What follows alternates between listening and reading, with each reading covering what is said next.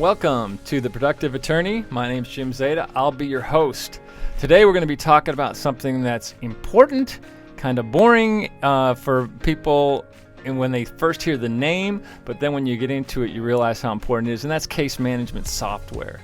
That is, what is the software you use to run your law firm? What is the software you use personally to run your practice? And by that, I don't mean all the Microsoft suite like your Outlook and that sort of thing. Everybody either uses kind of an Apple product, an Android product, or a Microsoft product, and those are pretty standard and people know those. What I'm talking about is specific software that is used to run your practice. And so, as most of you know, when I do these podcasts, I tell war stories about what's happened in the past, or I try and relate it to a current event. And I have a couple to talk about here about case management software. The first story has to do with what happens if you don't have case management software. And when I started in 1988, there didn't exist. Case management software didn't exist. And so what I had in my office, I didn't even have a computer in my office when I started in 1988. Neither did most of the lawyers. I had a telephone, and I had a dictaphone. And by that, it was a box the size of your standard tape recorder, and then it had a wire attached to a little doohickey is the best word I would say it, where you speak into. And it had some buttons on that thing, and you would press them to start recording and press them to stop recording, and you could go backwards and forwards to hear what you said, and that was a dictaphone. And inside of this machine was a mini cassette tape. And when you got done dictating your letter or dictating your pleading or dictating whatever you were doing, you would take out that cassette tape and you would give it to your legal assistant. Where I started, it was a larger firm at the time.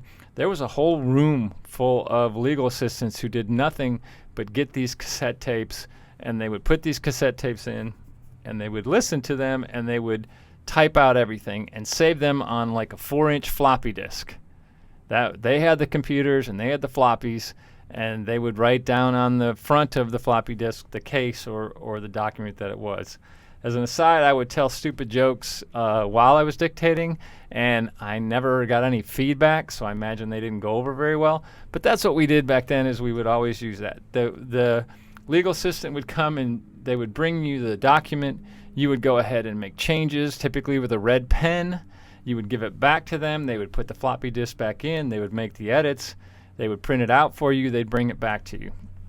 They did not like lawyers who did more than 3 or 4 edits. There were lawyers who were notoriously would go and do 8, 9, 10 edits of the same document. Extremely inefficient. Once you got your paper done and you would put it in the file. What was the file? It was all paper. So you had folders for pleadings, you had folders for discovery, you had folders for client documents, you had folders for correspondence. And they would all go in one big, what we call a red rope. And when documents would come in, they would be 2-hole punched at the top, and they would be put on the top. And if there was an index there of what the documents were, you would just add another number, and that would be your new index, and that's your paper file. Each lawyer would have their own calendar on paper. So they wouldn't really share it. Most of them had paper calendars on their desk. That's what I had back then. But no one really knew about it other than maybe your legal assistant as to what your calendar was. So it was an inefficient system. It was a system we used and we thought it was the best. But that was a system. And when you were done with the case file, you would go ahead and you would take it and you would put it in long-term storage. Now, a lot of things that went wrong with that system were the files would get lost. God forbid a file got lost. That was it. That was the only file that was out there. Sometimes someone else would be using it and you couldn't find a file. Sometimes something was missing from a file or had been misfiled in a different file. Extremely inefficient system. It was just difficult. And that system was in place for a while until we started to get computers. When I started my own firm in 2002, I wanted to be cutting edge. And in order to be cutting edge, one of the things I wanted to do was become paperless as much as I could. And I wanted to get software that could run my law firm. And so I went to a consultant. I found who I felt and still feel is the best consultant in Texas, and that's Nancy Griffin and Arthur Cruz with 3545 Consulting out of Houston. They do not pay me. They are not a sponsor. They've just been people that I've used for a long time, and they're really good.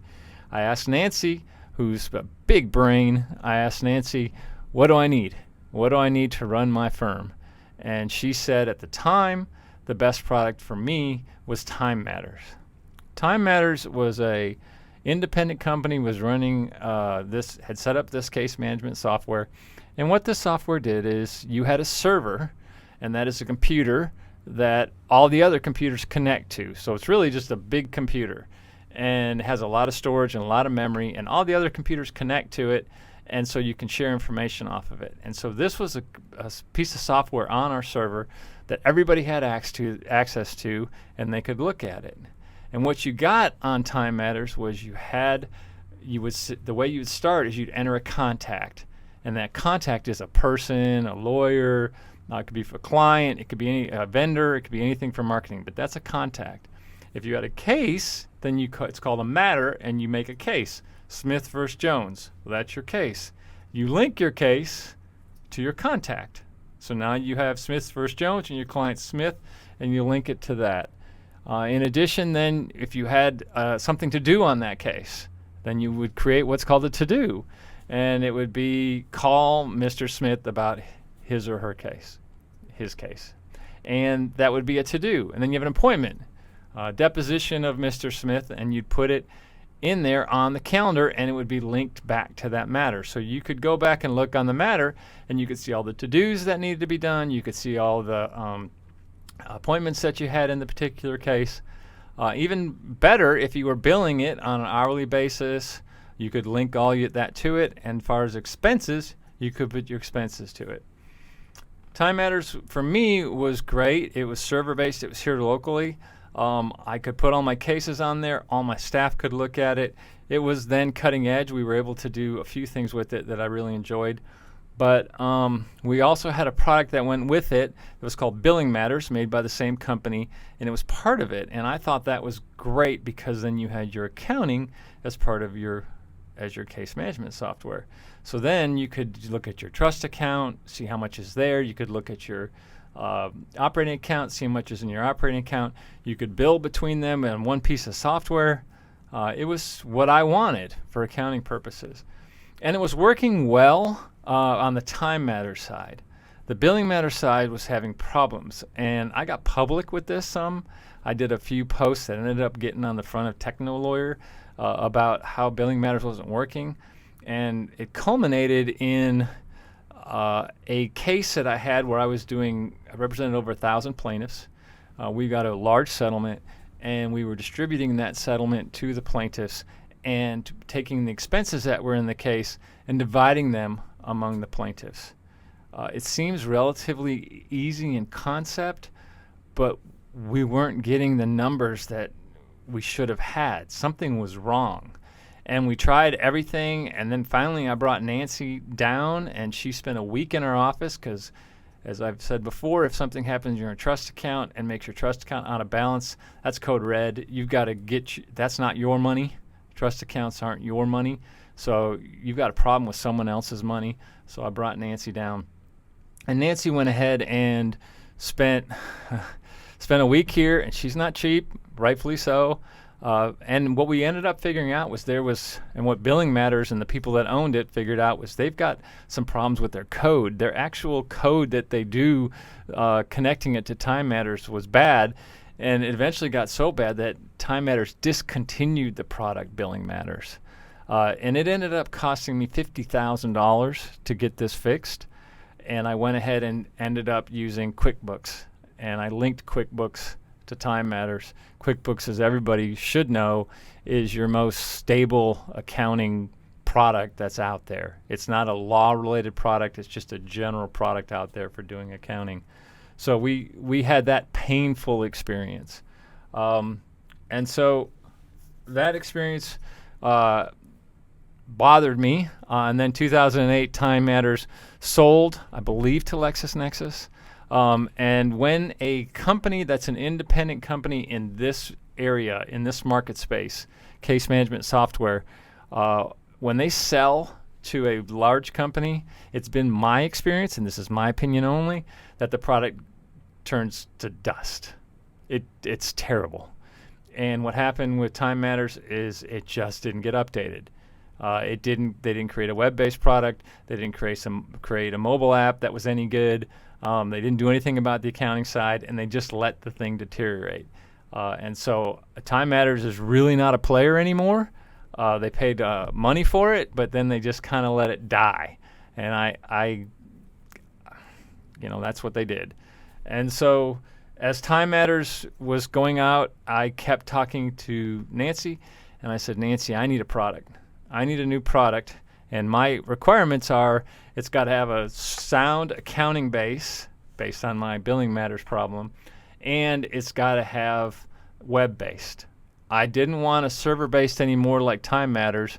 It's too clunky for associates or for me to dial in. While it does work, where you dial in from your office.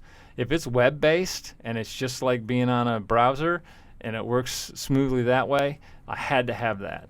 And so Nancy kept telling me, I don't have a product for you yet, Jim, that I would recommend. And it wasn't until about 2017 or 18 that she came to me and said, I found one. The product that you need is a product called Centerbase, Centerbase. Centerbase is the product that she converted me over, and we finished the conversion in 2019. I'll go into that a little more later on, but we finished that conversion in 2019 just in time for the pandemic, so that we had web-based system for all my staff. So that's what case management software does. One more quick story. There was a case I had in 2015. It was a death case. A wonderful lady from a really nice family, had visited her grandchildren. She was coming home to see her husband, to be with her husband. She stopped at a convenience store to go to the bathroom. As she came out, there was some pallets of water that we argued were too close to the door. She tripped, fell, crawled a little bit, told the manager what happened, but insisted that she could get home. She got back in the car and drove an hour home with a broken hip. When she got home, she couldn't get out of the car. Her husband had to carry her out of the car, took her directly to the hospital. She had surgery, had complications from the surgery, and unfortunately passed away. That case involved a slightly rural county. It was 2 counties outside of Dallas, so they had some population. And there was a law firm there that had about 15 lawyers, and they were extremely kind. I took some depositions up at the law firm. They were showing me around the law firm, and I came by, and the associate was showing me, and I said, I saw a room as we passed by. I said, wait a minute, what's that room? And it was a room that, in my mind, it's gotten, I don't know if my memory is off, but what I remember is the ceilings were about 15 feet high. The room was only about 10 feet across, but it was deep. It was like a 40-foot room long. And on both sides, on both walls, on the long walls, were bookshelves. About halfway down on each one of the bookshelves, there was 2 desks on either side, and at those desks were chairs, and there were people working, and there were papers all in front of them. On the bookshelves were files, those paper files, the ones that I had been using back in 1988. Keep in mind, this is around 2014, 2015. I said to the associate, what's that? And he said, those are our files. I said, are they electronic anywhere? He said, no, they're not electronic.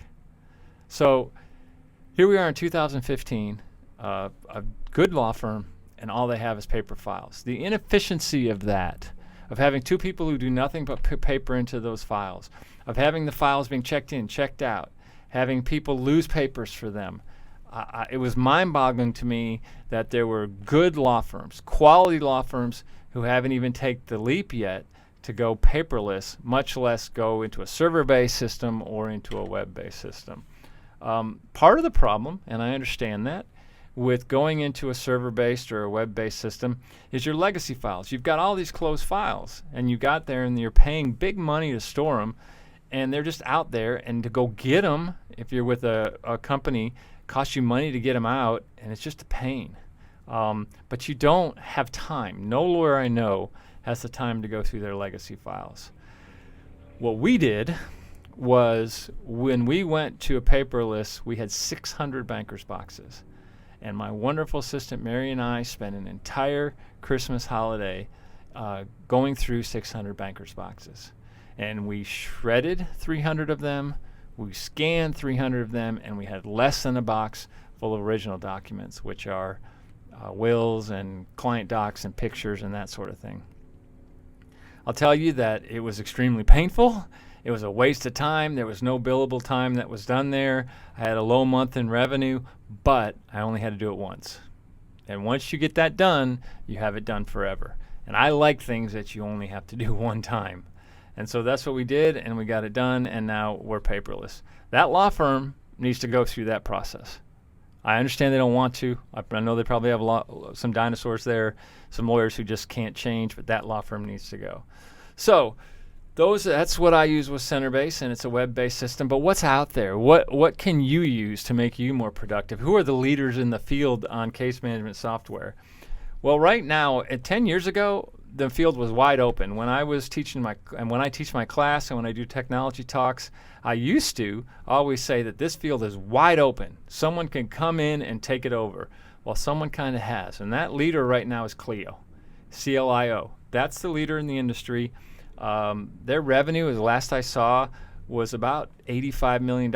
Well, that's pretty good revenue, but they've gone public, and their market cap, or what the company is valued at, based on they got $110 million in financing for a certain percentage of the company, which then values that company at $1.6 billion with a B.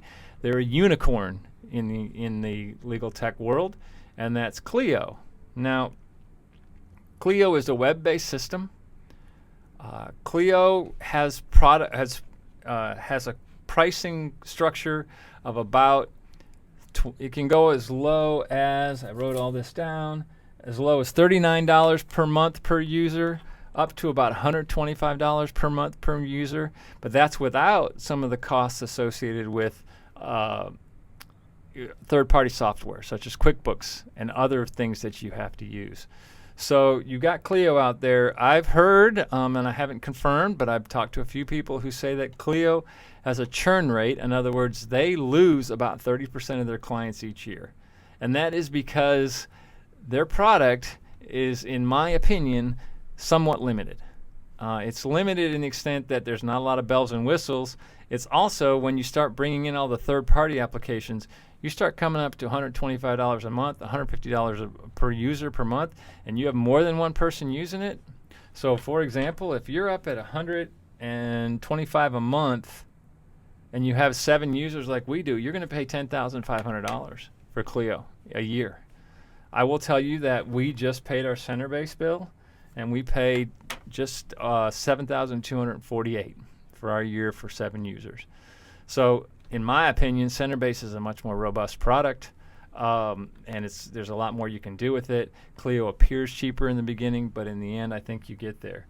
Some of the other leaders that are out there, there's a product called MyCase, and that's small firms. I've heard a lot of small firms like MyCase.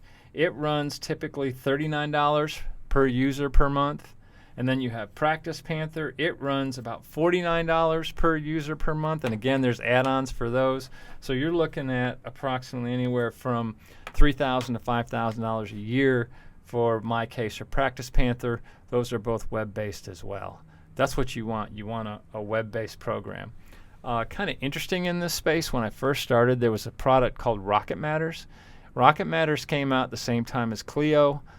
They were neck and neck early on, and somehow Clio got traction. I think they used the same thing that Apple did. They went into schools, they sponsored schools, they got the students to buy into it, and when the students buy into it, then they take it with them in the world. It's a long-term strategy, and it worked for them, being with their market cap the way they are and the unicorn that they are.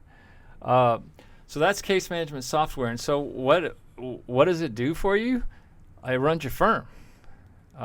In my case, we went beyond Centerbase.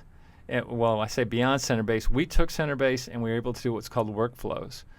And that was Nancy and her staff just got with me and figured out every step we take from the second a client comes in to the second a client gets their settlement check or the money from the verdict.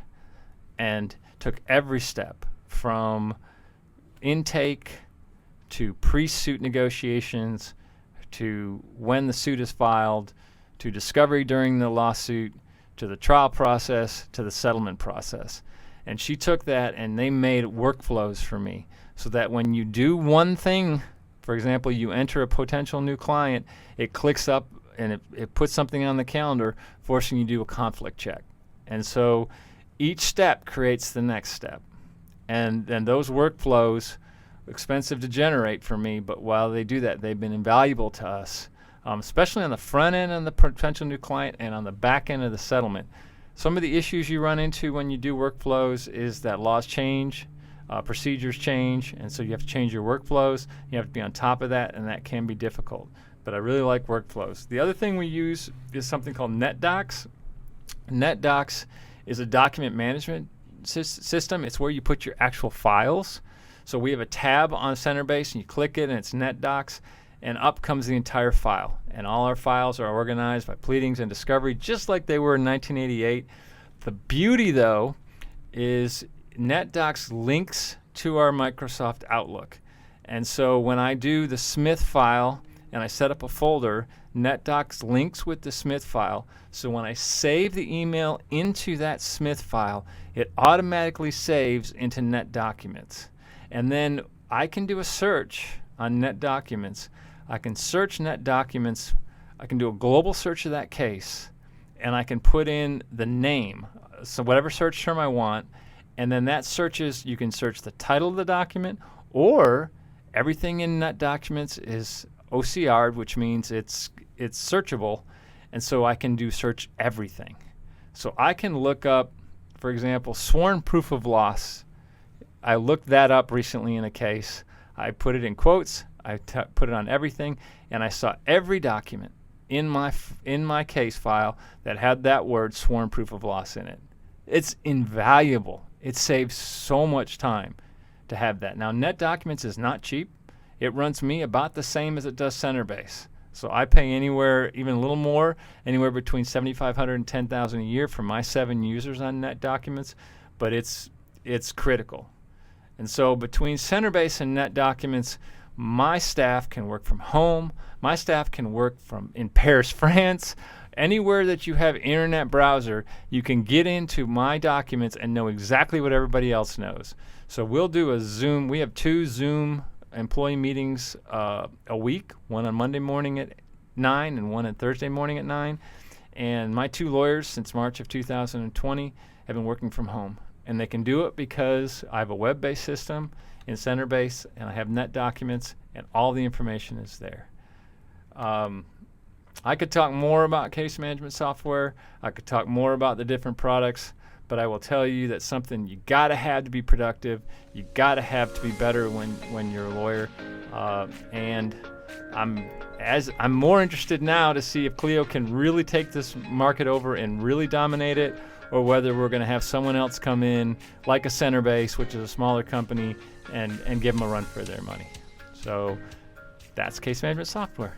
Thanks.